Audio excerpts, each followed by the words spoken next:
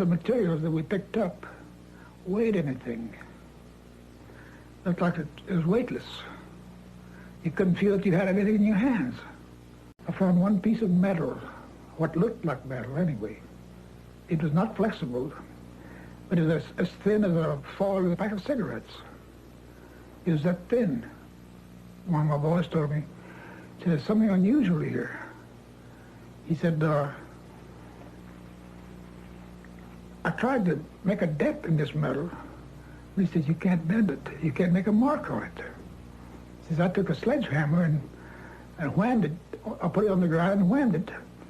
And the sledgehammer bounced off of it. He told me not to say anything. He says, I'll handle it from now on.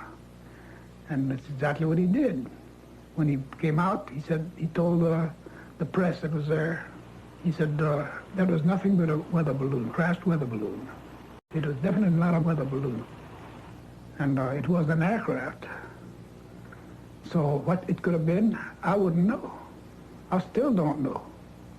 They took pictures, of course. They had a whole flock of microphones there. They wanted me they wanted some comments from me, but I wasn't at liberty to do that.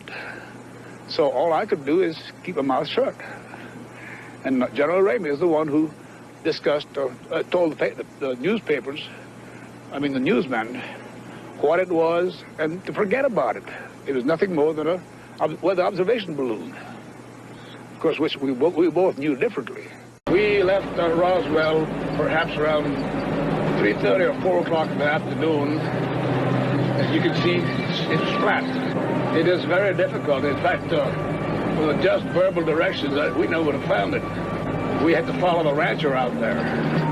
The following morning, we went out to the site where the crash was. And what I saw, I couldn't believe there was so much of it. It was scattered over such a vast area. So we proceeded to pick up as much of the debris as we could, loaded in a wagon. We filled that up. It took us a good part of the day to do that, because there were such small fragments that we had to do a lot of picking. We found a piece of metal about a 1.5 to 2 feet wide and about 2 or 3 feet long. Felt like you had nothing in your hands. It wasn't any thicker than the foil out of a pack of cigarettes. But the thing about that got me is that you couldn't even bend it, you couldn't dent it. Even with a sledgehammer would bounce off of it. So I knew that I had never seen anything like that before. And as of now, I don't know what it was. It was not anything from this earth that I'm quite sure of.